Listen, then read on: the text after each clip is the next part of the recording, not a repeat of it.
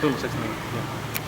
Ya. Alhamdulillah, nahmaduhu wa nasta'inuhu wa nastaghfiruh wa na'udzu billahi min shururi anfusina wa min sayyiati a'malina. May yahdihillahu fala mudilla lahu wa may yudlil fala hadiya lahu.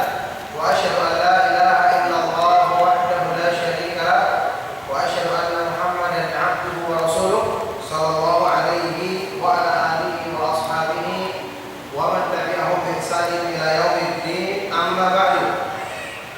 Alhamdulillah, ma'asyiral ikhwah wal akhwat fid din rahimakumullah.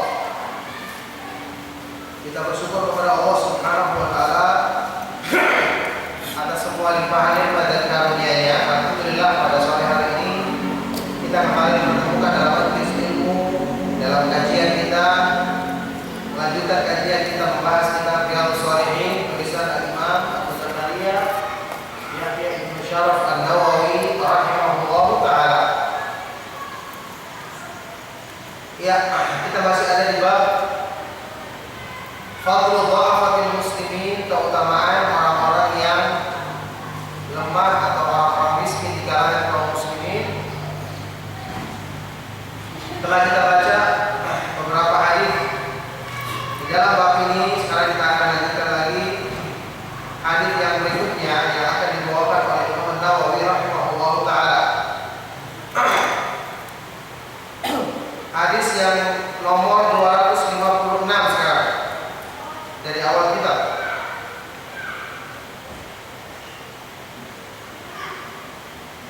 Al-Imam Nawawi rahimahullah taala berkata, wa anhu radhiyallahu anhu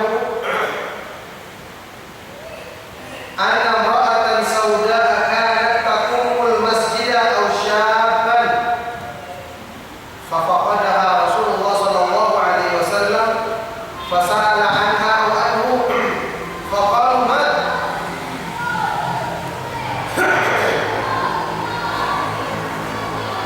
qala afala kuntum adantumuni faka'annahum sabbaru amraha aw amrahu faqala dulluni ala qabrihi fadalluhu fasalla 'alaiha thumma qala inna hadhihi al-qubur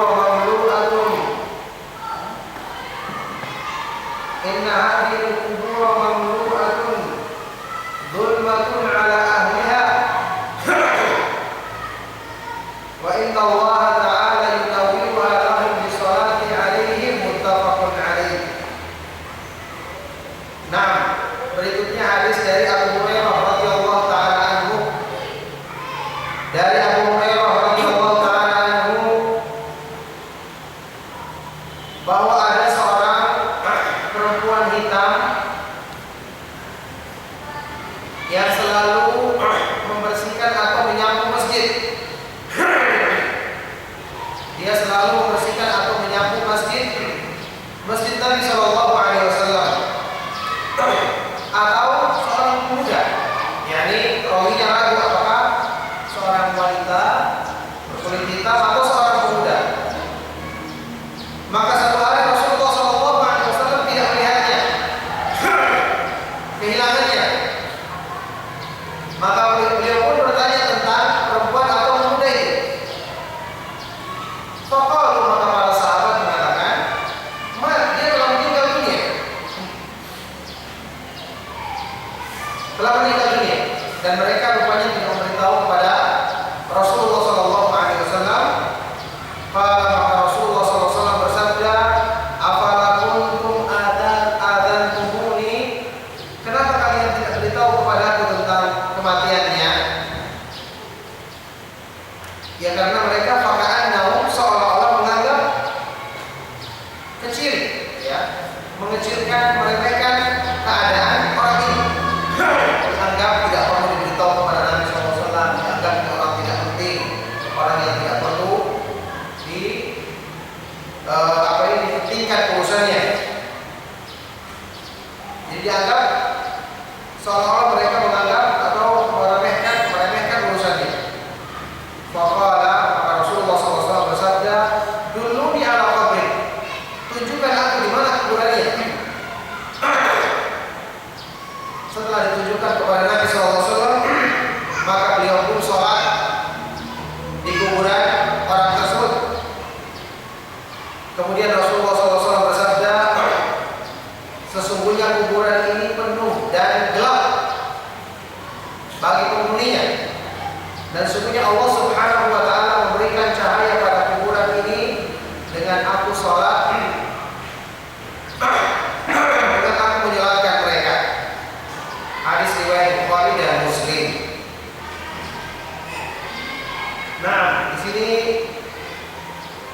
Imam Bukhari tidak menyebutkan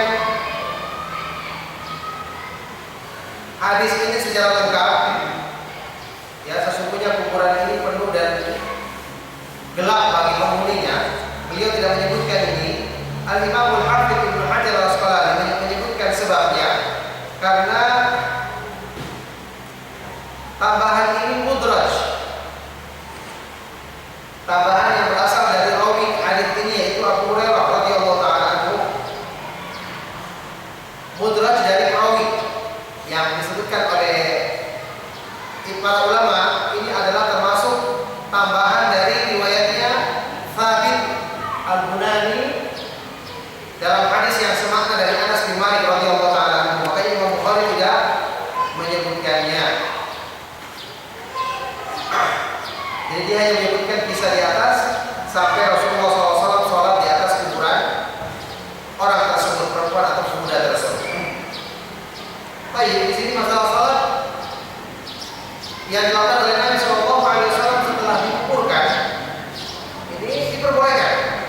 Dan ingat, sholat di sini dilakukan di kuburan karena sholat jenazah untuk ketahui ini tidak ada kuburan sujudnya, ya kan? Cuma berdiri saja. Jadi ini sholat yang tidak termasuk dilarang. Tidak dikenal larangan sholat di kuburan. Kenapa? Sholat jenazah kan tidak ada rukuk dan tidak ada sujudnya. Berbeda dengan sholat-sholat yang lain. Baik. Sekarang kita lihat faedah yang bisa kita ambil dari hadis ini.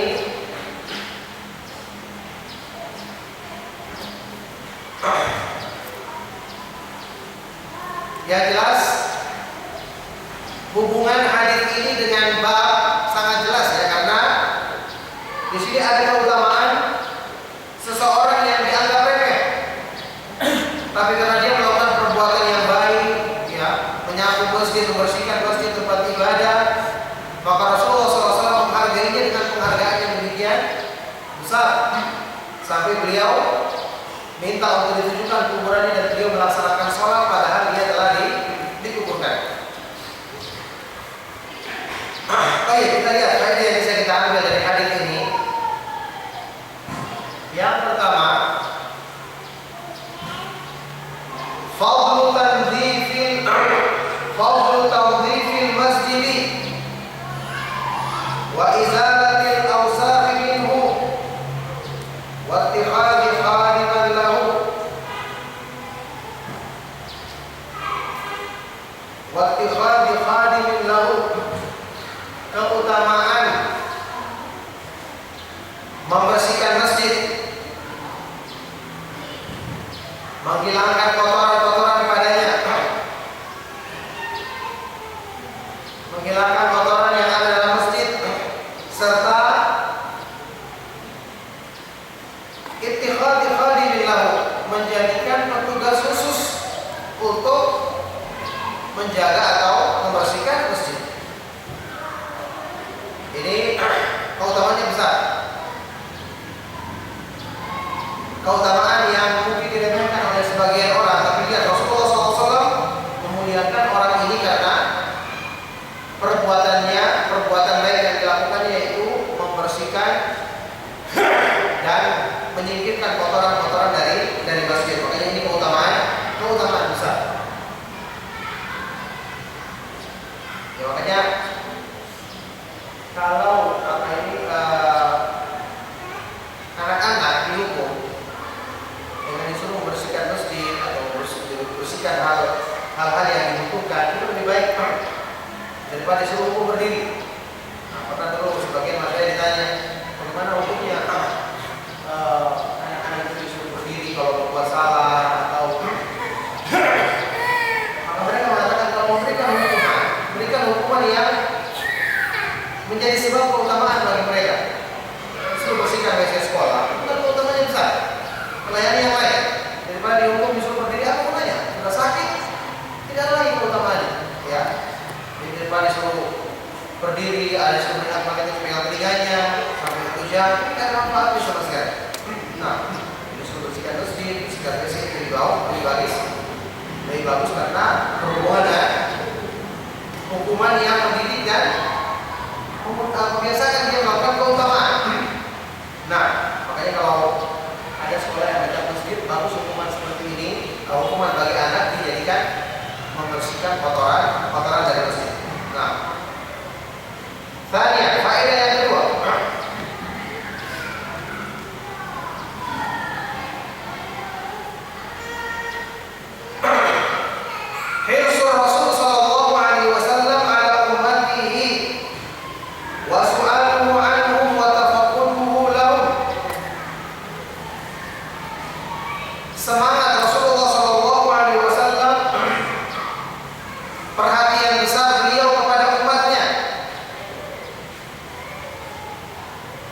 dengan beliau menanyakan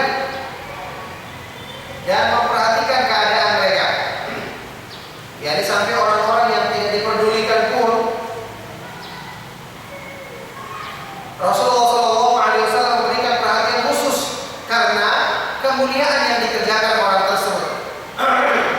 Makanya ini juga menunjukkan kepada kita bahwa seseorang itu dalam Islam dimuliakan, diperhitungkan, diagungkan dengan amal kebaikan yang dilakukannya, bukan karena kedudukan duniawi atau hanya semata-mata karena harta yang dimilikinya. Rasulullah SAW menanyakan seseorang yang dianggap remeh, tidak diperdulikan. Kenapa? Perbuatannya yang mulia, yaitu membersihkan masjid. Talikan, faedah yang ketiga.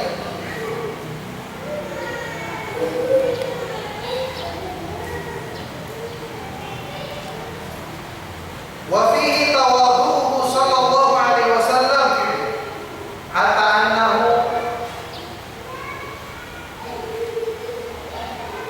yas'alu Allah al-khadim was-sadiq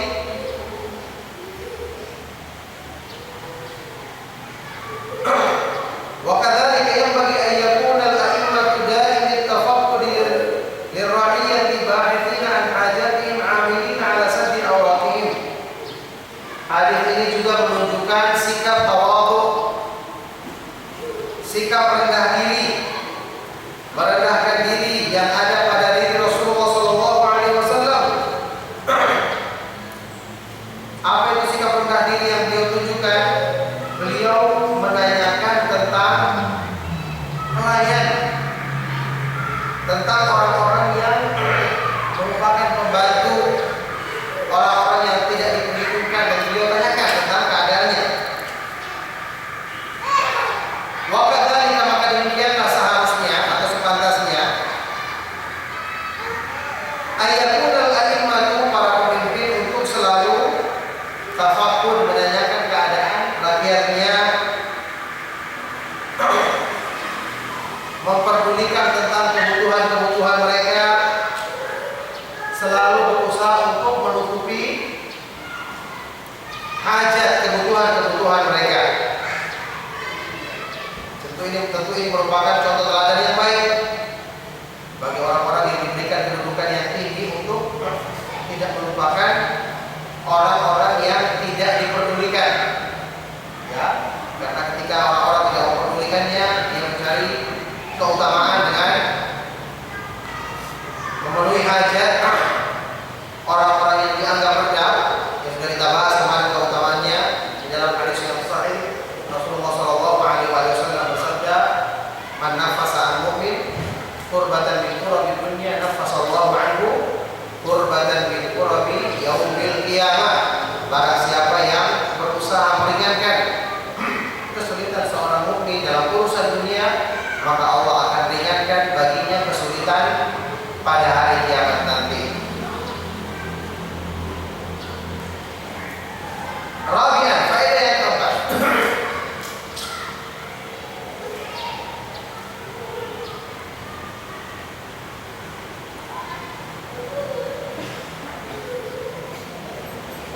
Jawazu ikhbari man yahumuhu amrul insani bi mautih wa la yu'addu hadha min an-nahyi al-manhi anhu.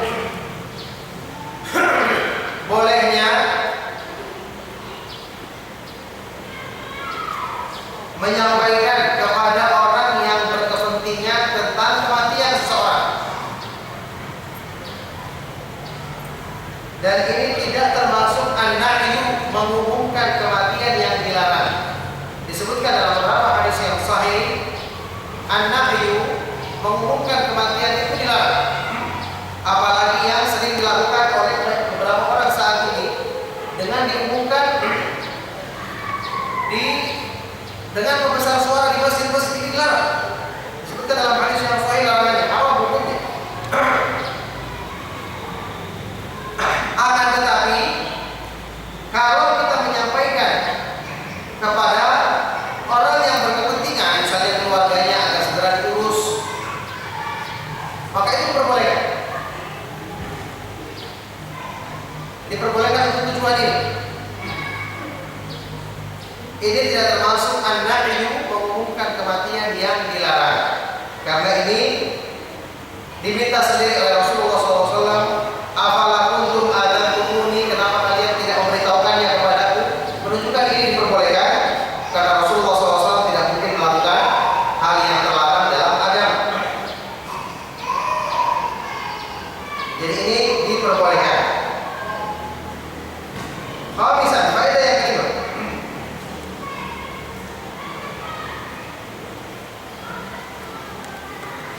Fadlu syuhudi salati janaizi ahlil khair. Keutamaan melakukan salat jenazah orang yang baik. Keutamaan melakukan jenazah orang yang baik, yang karena baik, rajin, taat beribadah, baik agamanya. Kita berusaha untuk melaksanakan sholat jenazahnya. Ini sampai kita ketahui para ulama ketika mereka meninggal dunia, itu yang menyalatkan sholat jenazah mereka itu sangat banyak. Bahkan orang-orang yang mengenal keutamaan mereka berdatangan dari tempat-tempat yang jauh untuk menyalatkan para ulama tersebut, seperti Syekh bin Baz rahimahullah taala dan para ulama yang lainnya, apalagi seperti Imam Ahmad bin Hanbal rahimahullah taala, itu sangat banyak yang menyalatkannya. Jadi ini merupakan perkara yang dipentingkan oleh orang-orang yang beriman, seperti Rasulullah SAW berusaha untuk mengetahui kubur orang ini dan menyalatkannya meskipun setelah dia dikuburkan.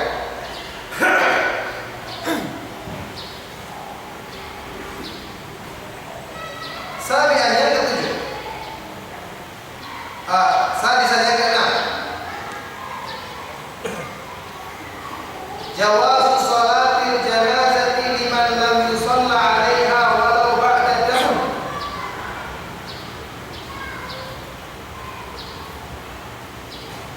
Bolehnya mensolatkan jenazah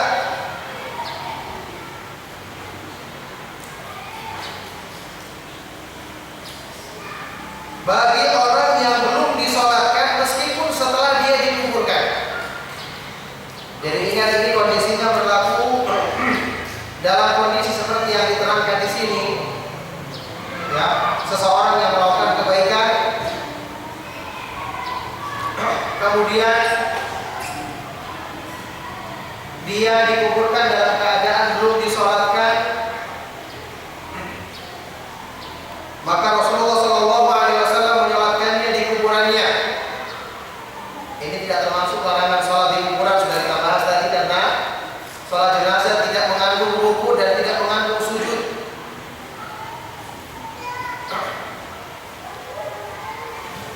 Ya, tidak mengandung sujud dan tidak mengandung ruku. Maka ini diperbolehkan dalam kondisi-kondisi seperti yang diterangkan dalam hadis ini. Rasulullah SAW mensolatkannya meskipun dia telah dikuburkan. Baik, sabian yang ketujuh, doa Rasul SAW lil muslimina nurun wa barakah. Doa Rasulullah SAW, doanya Rasulullah SAW bagi kaum muslimin adalah cahaya dan keberkahan. Makanya kita pun dianjurkan untuk mendoakan pengampunan bagi kaum muslimin, khususnya untuk yang berhubungan dengan jenazah. Ketika seorang itu menghadiri penguburan mayit misalnya, maka dianjurkan bagi dia untuk mendoakan keteguhan iman bagi mayit tersebut ketika ditanya oleh malaikat munkar dan nakir, seperti yang dianjurkan oleh Rasulullah SAW dalam hadis riwayat Imam Muslim. Ketika jenazah telah dikuburkan, beliau bersabda, "Ud'u li akhikum wasallallahu tathbit, fa innahu al-an yus'al." Berdoalah kebaikan untuk saudaramu ini dan mintalah keteguhan iman baginya, karena sekarang dia sedang ditanya oleh malaikat munkar dan nakir. Makanya mendoakan kebaikan untuk kaum muslimin ini merupakan akhlak yang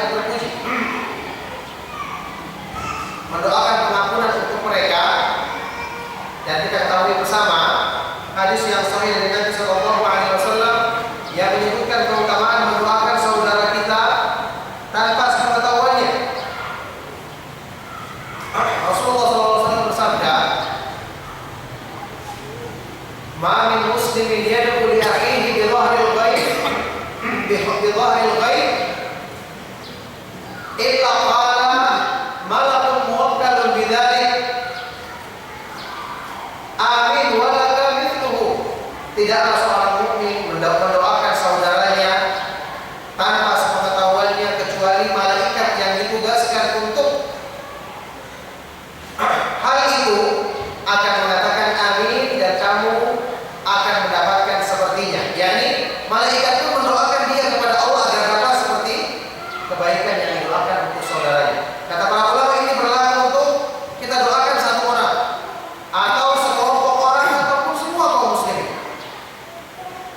Sampai-sampai sebagian dari para ulama ya, sebagian dari para ulama itu kalau dia ingin punya kebutuhan untuk berdoa, ya, kebutuhan untuk berdoa memohon kepada Allah, maka yang diucapkan dalam doanya adalah doa untuk saudaranya. Karena dia mengamalkan hadis ini, dengan dia mendoakan saudaranya, malaikat yang akan mengaminkan dan meminta kepada Allah kebaikan yang serupa. Subhanallah. Jadi ini menunjukkan kepada kita anjuran untuk mendoakan kebaikan kepada kaum muslimin, apalagi saudara kita yang kita kenal punya kebaikan, punya ketaatan, maka alangkah baiknya kalau kita selalu mendoakan kebaikan untuknya tanpa sepengetahuannya. Nah, faedah berikutnya, al-mukafa'atu bid-du'a, membalas kebaikan dengan doa. Mukafa'ah, memberikan balasan kebaikan dengan doa. Jadi kebaikan yang dilakukan oleh orang kepada kita itu selayaknya dibalas. Apalagi kebaikan dalam urusan agama. Ada orang yang selalu menasihati kita, ada orang yang selalu mengingatkan kita, ada saudara kita yang misalnya selalu mengajak kita dalam kebaikan. Kita doakan dia dengan cara seperti tadi, doakan tanpa diketahuinya. Dalam sebuah hadis yang sahih riwayat Imam Muslim, Rasulullah SAW pernah bersabda, "Man shana'a ilaikum ma'rufan fakafi'uhu." Barang siapa fakafi'uhu, barang siapa yang melakukan kebaikan bagimu, maka berikanlah balasan. Berikan balasan. Yani balasannya bisa berupa hadiah atau kebaikan yang serupa. Ketika dia butuhkan, balas kebaikan tersebut. Fa illam tajid ma tukafi'uhu faqul aw faqul lahu khairan. Kalau kamu tidak dapatkan sesuatu untuk membalasnya, maka paling tidak kamu doakan baginya dengan doa kebaikan. Ucapkan jazakallahu khairan. Semoga Allah membalasmu dengan kebaikan. Ini yang saya pernah sebutkan. Paling bagus kalau kita terbiasa mengucapkan doa-doa kebaikan untuk saudara kita. Seperti yang saya pernah sebutkan, kebiasaannya orang Arab, ya, mereka itu selalu dalam pembicaraan sering menyebutkan atau menyelipkannya dengan doa. Orang Arab itu sebelum bertanya, apalagi bertanya kepada syekh, selalu diawali dengan barakallahu fikum ya syekh, semoga Allah memberikan keberkahan bagimu wahai syekh. Sampai kepada temannya seperti itu, rahimakallah, semoga Allah merahmatimu. Bagaimana kabarnya? Bagaimana keadaanmu dan seterusnya. Itu bagus. Ya, daripada sebagian orang saat ini terbiasa mengucapkan kalimat-kalimat yang tidak berarti, malah mengandung dosa. Sampai saya pernah terangkan, orang Arab itu marah pun kepada orang yang berdoa, ya kan? Allah yahdi, semoga Allah memberikan hidayah kepadamu. Itu orang marah. Jadi orang Arab itu kalau marah sama temannya, apalagi sama orang yang pernah membuat dia sakit, maka dia akan mengatakan dengan kalimat yang keras, Allah yahdi, semoga Allah memberi hidayah kepadamu. Kalau kita dapatkan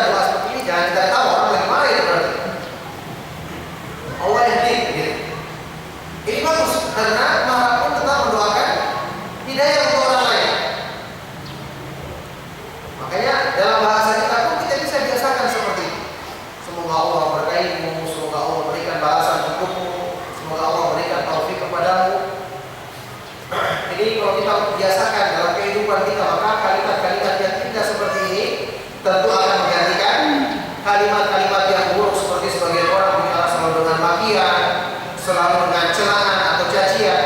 Naudzubillah min dzalik, maka ini akan mengotori lisan-lisan kita. Jadi al-muwafaqah doa, membalas kebaikan dengan doa. Selalu kita biasakan orang yang berbuat baik kepada kita, kita doakan kebaikan untuknya. Ini dianjurkan dalam Islam. Kemudian faedah berikutnya, la yajuzu ihtiqarul akharina aw at-tahawunu aw at-tahwinu min sya'nihim li jahli makanatihim 'inda Allah. Tidak boleh meremehkan orang lain. Tidak boleh meremehkan orang lain atau menganggap tidak penting urusannya, keadaannya, karena kita tidak mengetahui kedudukannya di sisi Allah Subhanahu wa taala. Jadi jangan kita melihat keadaan dia atau melihat kondisi orangnya yang kemudian menjadikan kita meremehkannya, tidak menganggap penting untuk mengetahui keadaan orang tersebut. Makanya ini yang berhubungan dengan pembahasan di bab ini, keutamaan orang-orang yang kelihatannya lemah, kelihatannya remeh urusannya, ternyata Rasulullah SAW memberikan baginya perhatian yang demikian besar.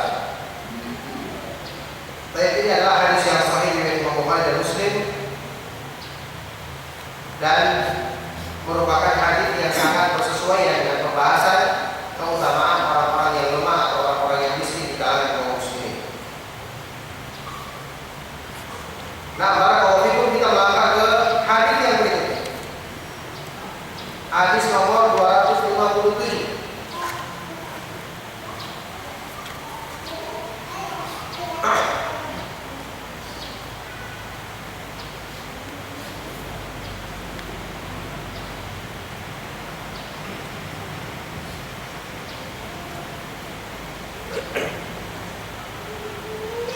Hadis 257.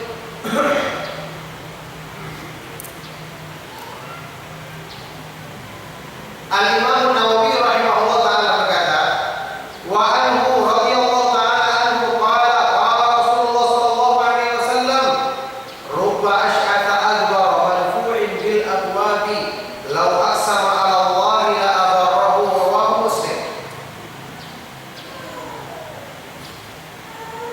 Dari Abu Hurairah radhiyallahu ta'ala anhu bahwa Rasulullah sallallahu alaihi wasallam bersabda, rubba, bisa jadi ada orang yang asy'ata, rambutnya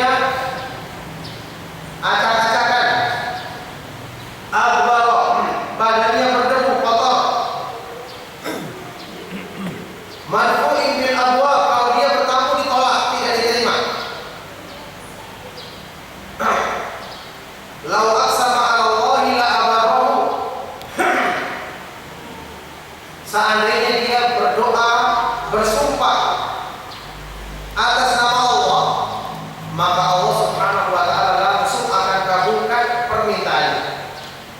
Yani ada orang yang dia itu tidak dianggap, penampilannya pun acak-acakan, tidak mengurus dirinya. Orang yang dianggap kotor, kalau bertamu ditolak, tidak diterima. Tapi ternyata kedekatannya dengan Allah Subhanahu wa ta'ala sangat kuat, sehingga kalau dia bersumpah meminta kepada Allah, maka Allah pasti penuhi permintaannya. Ada sebagian orang yang kelihatannya miskin dan tidak punya kedudukan, tapi dia punya kedekatan dengan Allah. Makanya menjadikan kita berhati-hati terhadap orang-orang seperti ini. Jangan sampai kita melakukan sesuatu yang menyakitinya, kemudian dia sakit hati berdoa kepada Allah, akibatnya orang tersebut akan kena. Ini hadis sahih riwayat Imam Muslim. Sudah katakan, bukan berarti hadis ini sama seperti hadis yang sebelumnya menunjukkan keutamaan orang yang rambutnya acak-acakan. Ya, tidak perlu disisir. Masya Allah, rambutnya rapi. Kalau dicukur, tapi cukur yang gratis. Jadi bukan berarti keutamaan orang yang rambutnya acak-acakan atau pakaiannya kotor, tidak. Maksudnya orang ini mungkin dari perjalanan jauh atau kondisinya memang tidak memungkinkan dia banyak mengurus dirinya, tapi ternyata dia punya kedekatan dengan Allah Subhanahu wa taala. Karena dalam Islam penampilan yang baik itu dianjurkan.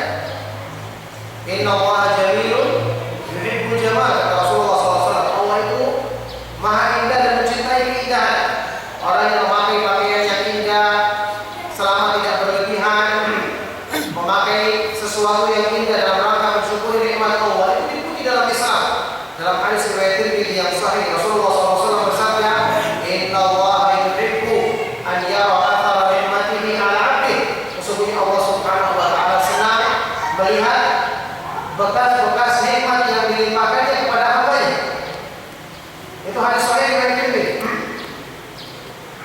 Jadi kalau kita memakai sesuatu yang indah dalam rangka bersyukur nikmat Allah, sepanjang tidak berlebihan, tidak didapatkan dengan cara yang haram, tidak menjadikan sombong atau merendahkan orang lain, maka itu diperbolehkan.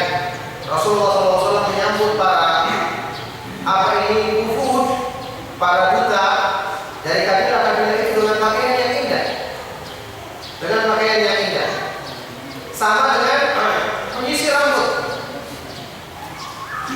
Menyisir rambut ini sebagian orang yang ada yang kurang perhatian, kecuali mungkin yang banyak bukunya, yang pakai buku ya, sisir buku. Ada orang yang kurang perhatian, padahal dalam Islam dianjurkan. Meskipun yang disebutkan dalam hadis yang sahih riwayat Abu Dawud, bagi laki-laki itu tarajul, mengurus rambut, itu dilakukan tidak terlalu sering-sering juga. Itu hadisnya sahih riwayat Abu Dawud. Nah, Rasulullah SAW kan tarajul illa ghibban. Rasulullah SAW melarang orang yang terlalu sering mengurus rambutnya kecuali sekali-sekali. Yani tidak juga terlalu dibiarkan lama sampai acak-acakan.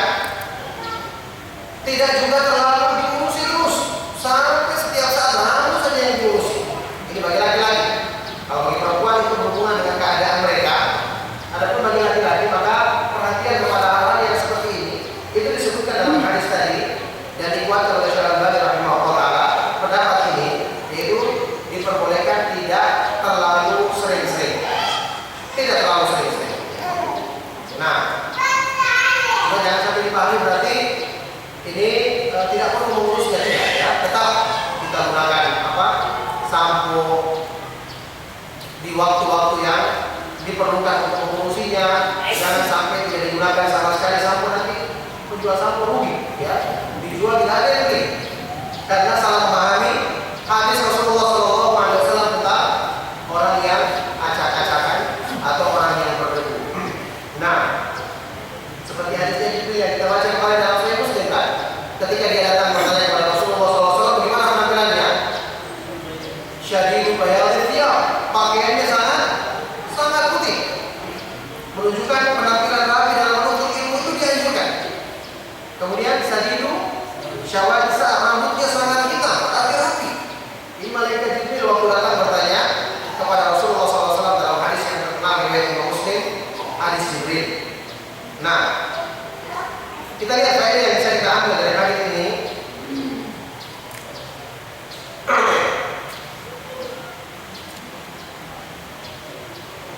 Faedah yang bisa kita ambil dari hadis ini, pertama,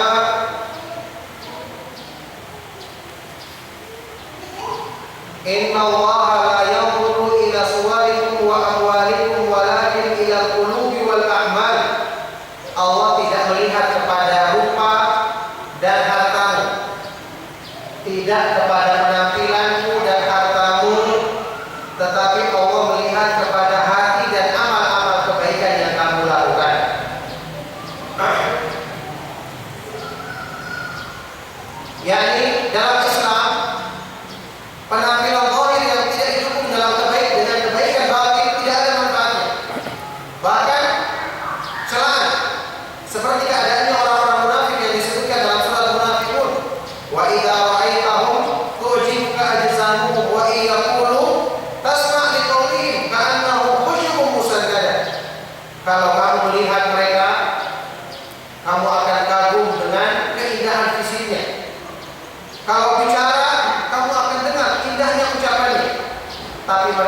hanya seperti kayu-kayu yang disandarkan. Tidak ada kebaikan di dalam batin mereka. Makanya ini celaan. Nah, Islam menganjurkan kita memperbaiki penampilan dalam rangka taat kepada Allah.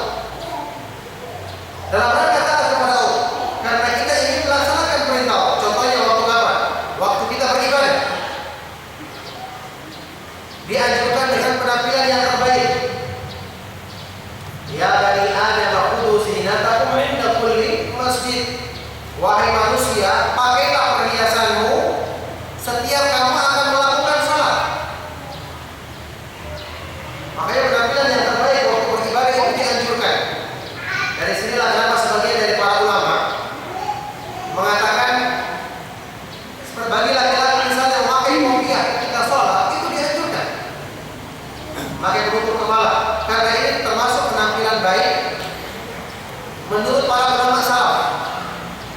Dan berpenampilan baik ketika sholat itu dianjurkan, menunjukkan kita memuliakan zat yang saat ini kita sedang hadapi dalam ibadah kita, yaitu Allah Subhanahu wa Ta'ala. Makanya dalam hadis yang sahih dari Muhammad dan yang lainnya, Rasulullah SAW pernah bersabda, Inna Allah ahabbu an yutazayyana lahu minan nas. Allah Subhanahu wa Ta'ala lebih berhak untuk kita berhias di hadapannya dibandingkan berhias di hadapan manusia. Jadi tidak pantas ada orang yang ketika dia bertemu dengan tamu malu kalau pakai baju seadanya. Tapi ketika bertemu dengan Allah, dia tidak malu dengan pakaian tersebut. Wah, ini tidak pantas. Ya, dalam Islam penampilan yang terbaik justru ditujukan ketika kita beribadah kepada Allah Subhanahu wa Ta'ala dengan pakaian yang terbaik, penampilan yang terbaik, dengan bau yang baik, ya, dengan memakai wangi-wangian, tidak dengan pakaian yang seadanya. Nah, faedah yang kedua, al-muslimu ya'tani bi taharati qalbihi wa zakati amalihi wa ikhlasi niyyatihi akthar min inayatihi bi malbasihi wa majlisihi.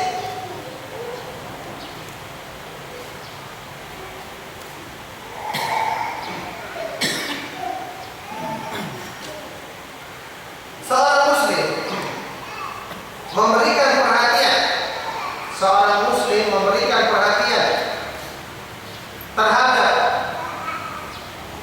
kebersihan hatinya, kesucian amalnya, dan keikhlasan niatnya lebih besar dari perhatian kepada pakaian dan penampilannya. Sudah kita katakan tadi, perhatian kepada batin, perbaikan batin tentu dengan cara yang disyariatkan dalam Islam itu diutamakan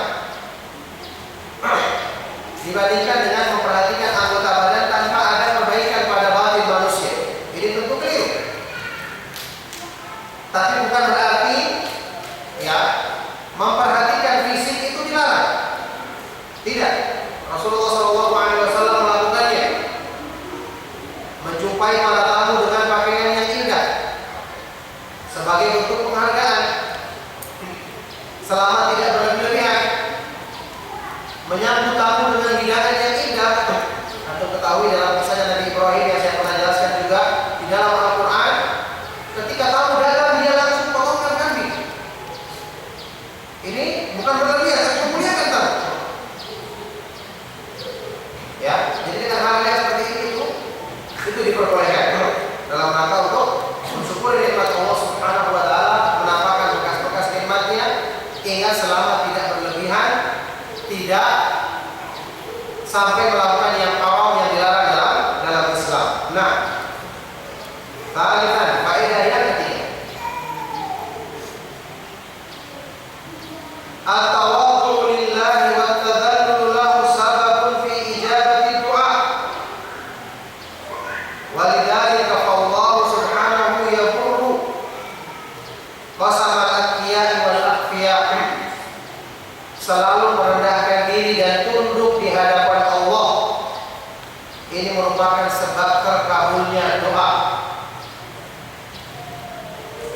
sebab terkabulnya doa. Oleh karena itulah Allah Subhanahu wa taala akan mengabulkan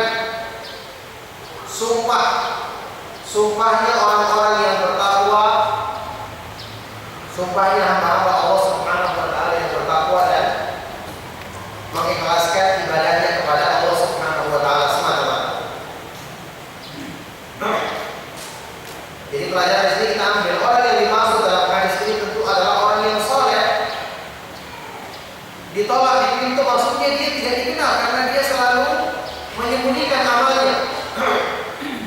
Penampilannya dianggap remeh di mata manusia, ternyata nilai keutamaannya tinggi di sisi Allah Subhanahu wa taala. Nah, rabi'an, faedah yang keempat. Maqamatul ibadi fil a'mali la bil madahir wal amwal. Kedudukan hamba di sisi Allah diukur dengan amal-amal soleh,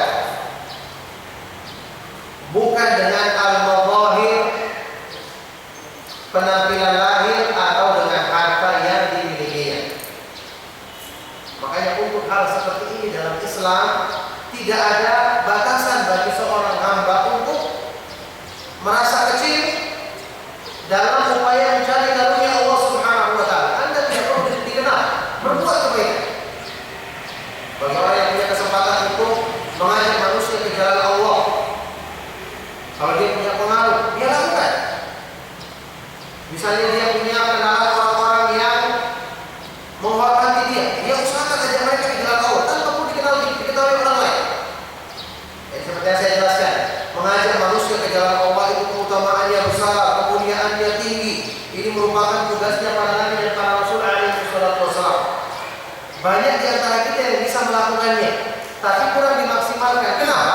Ada yang sebagian orang beranggapan berdakwah itu yakni berceramah di depan umum, menjadi seperti apa yang dibawakan oleh ustaz. Padahal tidak demikian. Dia bisa mengajak satu orang lewat SMS atau lewat ajakan, ya, ngobrol secara pribadi, pembicaraan pribadi, kemudian orang tersebut mengikuti Islam baik dalam melaksanakan sunnah Nabi SAW, maka dia akan mendapatkan pahala dan keutamaannya tanpa perlu diketahui orang lain. Lebih dekat dengan keikhlasan. Dia itu termasuk dalam orang yang disebutkan dalam hadis riwayat Imam Muslim, man dalla ala khairin falahu mithlu ajri fa'il. Barang siapa yang mengajak atau menunjukkan membimbing manusia dalam kebaikan, maka dia akan mendapatkan pahala seperti orang yang mengamalkan kebaikan tersebut.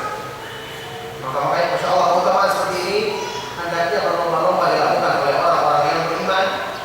Kebaikan itu banyak, justru dengan kita tidak ketahuan melakukannya, maka nilai ikhlasnya semakin tinggi dan semakin dekat dengan sebab-sebab mendapatkan keridhaan Allah Subhanahu wa taala. Nah, makanya hadis ini juga menunjukkan keutamaan orang-orang yang selalu mengamalkan amalan yang tersembunyi sehingga di mata manusia dianggap dia tidak bernilai, dan ternyata di sisi Allah Subhanahu wa taala kedudukannya sangat tinggi dan mulia. Baik, kita ambil satu hadis lagi.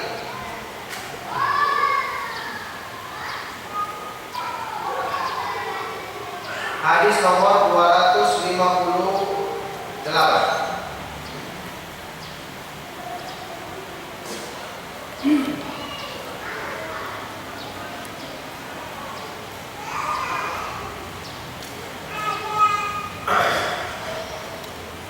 Ya, kelihatannya ini akan panjang juga biasanya.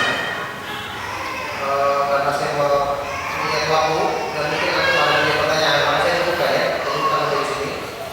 Insya Allah kita akan bahas lagi di pertemuan pekan depan. Kita akhiri dengan kita sallallahu alaihi wasallam wa ala alihi wa sahbihi wa man tabi'ahum bi ihsan ila yaumiddin wa akhiru da'wana alhamdulillahi rabbil alamin. Ada pertanyaan, Pak Ustaz?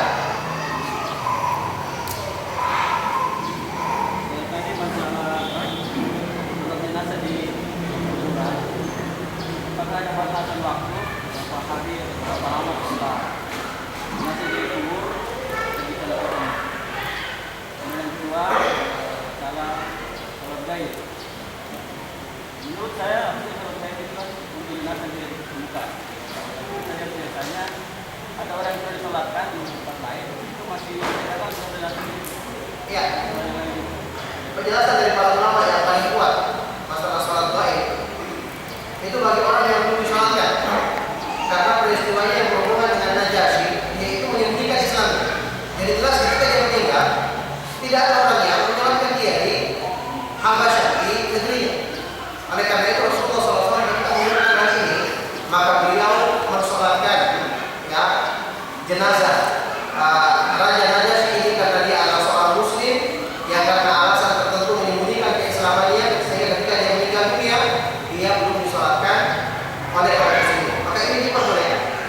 Makanya kejadian-kejadian yang ada seperti tadi diterangkan, ada sebagian orang yang meninggal sudah disolatkan, karena dia punya kedudukan disolatkan lagi, baik. Ini tidak ada syariat, tidak sesuai dengan dalil yang sahih. Kecuali misalnya orang yang meninggal kayak tenggelam di lautan disolatkan, ya begini ya.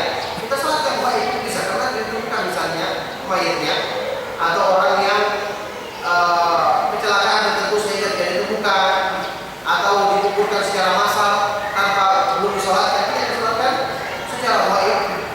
Ini hal yang disyariatkan dalam Islam. Nah, adapun masalah salat yang tadi yang dikerjakan oleh Nabi SAW itu diperbolehkan jika dalam kondisi-kondisi seperti ini. Masalah jangka waktunya itu saya tidak ketahui dan tidak diterangkan dalam hadis ini. Cuma yang jelas orang tersebut sudah dikuburkan dan belum begitu lama, ya, masih baru beberapa hari yang lalu. Nah, barakallahu.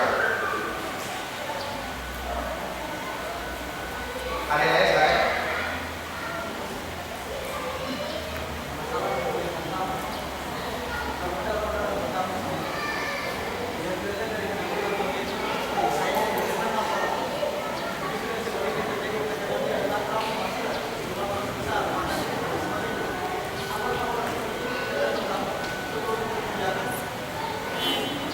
Iya, barakallahu fikum. Orang yang bertamu ke rumah kita dari kalangan orang yang kita ketahui selalu melanggar perintah Allah, berbuat maksiat, meninggalkan salat dan yang lainnya, kita tetap memuliakan dia dengan pertimbangan, dengan sebab itu kita ingin mengajar dia atau menasihati dia. Kalau yang selain orang muslim saja, kita diperintahkan untuk tetap berbuat baik dalam urusan agama, dalam urusan dunia, bukan urusan agama, dalam rangka menarik dia kepada Islam, apalagi seorang muslim. Kita jinakkan hatinya dengan sambutan yang baik supaya dia mudah kita nasihati begitu. Kecuali kalau kita mengetahui ada sebab keburukan atau ada hajat tertentu, dengan kita melihatkan sikap kurang baik, dia akan merasa ada teguran sehingga dia akan berubah. Ya. Ada orang-orang tertentu, misalnya dia punya kedudukan, taruhlah misalnya dia adalah seorang pemimpin atau orang yang dihormati oleh bawahannya. Datanglah bawahan ini bertamu di rumahnya. Padahal bawahan ini punya kesalahan, misalnya berhubungan dengan agama. Kalau dia layani dengan baik, malah bawahan ini menganggap tidak ada masalah pada diri saya. Tapi kalau dia tampakkan sikap yang agak keras, agak sinis, akan menjadi orang tersebut. Dan dalam kondisi seperti ini diperbolehkan. Dia agak melakukan hal-hal yang mungkin bersifat teguran kepada orang tersebut kalau sampai seperti itu kebutuhan. Tapi kalau tidak demikian, maka hukum asalnya tidak diwajibkan memuliakan tamu, apalagi dalam perkara-perkara yang berhubungan dengan menundukkan hati sebagian orang agar bisa kita ajak ke jalan Allah Subhanahu wa taala. Tentu ini lebih dikuatkan lagi. Nah, ada yang lain, Bapak? Ketika misalnya menyolatkan orang, apakah boleh kita menyolatkan orang yang katakanlah seumur hidupnya tidak pernah sholat? Apakah boleh kita menyolatkan demikian? Terus yang kedua, berkaitan dengan itu, Bagaimana tentang orang yang sudah pernah sholat? katakanlah keluarga kita, Ustaz. Oh, kita pernah sholat tidak tahu. Jadi kita melihat cari aja. Terus kalau misalnya kita dalam perjalanan dari masjid dan kebetulan ada yang menyolatkan jenazah di situ. Apakah karena dengan tidak bolehnya kita menyolatkan bagi orang yang mungkin tidak baik, apakah perlu kita mencari tahu bahwa yang kedua tidak perlu, ikuti saja. Secara wahid seorang muslim itu selamat, masalahnya selamat. Atau orang ikut saya selamat, tidak perlu tanya dulu. Itu yang jawabannya dulu. Yang pertama tadi kembali kepada masalah kalau dia tidak pernah sholat seumur hidup, wah ini berbahaya. Kembali kepada masalah hukum meninggalkan sholat. Ya, pendapat dari mayoritas para ulama ahli sunnah saat ini mengatakan orang yang meninggalkan sholat atau sama seperti tadi itu dikatakan kufur. Rasulullah SAW dalam hadis riwayat Muslim bersabda, "Alhamdulillah bainana wa bainahum as-shalah, faman tarakaha faqad kafar." Perjanjian antara kita dengan orang-orang kafir adalah sholat, maka barang siapa yang meninggalkan sholat, sungguh dia telah kufur. Kalau kita tahu seperti itu keadaannya, tidak ada sholat. Kalau ada orang lain yang berpendapat tidak kufur, biar orang lain yang kufur sholat. Kadang-kadang tidak wajib bagi semua melakukan, apalagi seorang yang dipandang sebagai teguran bagi masyarakat sekitar yang mau meninggalkan sholat sangat buruk, itu perlu kita lakukan itu supaya orang-orang nanti tidak mengikuti perbuatan tersebut. Nah,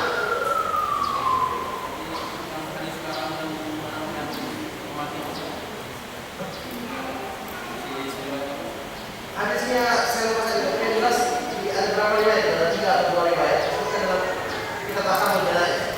Jadi yang dimaksud di sini adalah salah satu mengumumkan kematian di mayit seperti masjid, itu dilarang. Karena ini tidak dibenarkan dalam Islam. Ya. Kita perlu memberitahu pada orang-orang yang mungkin butuh kayak tadi keluarganya atau orang yang mengurusi jenazahnya, itu diperbolehkan. Tidak ada hajat yang seperti itu. Atau supaya orang menyolatkan misalnya, itu diperbolehkan. Tapi kalau mengumumkan dalam bentuk yang ada tadi, disebutkan larangannya dalam beberapa riwayat yang sahih. Nah, sama.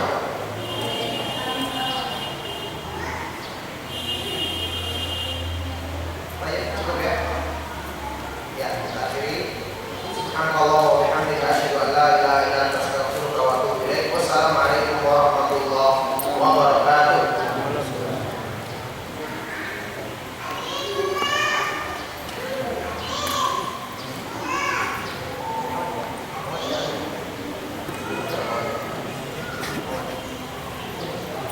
Pak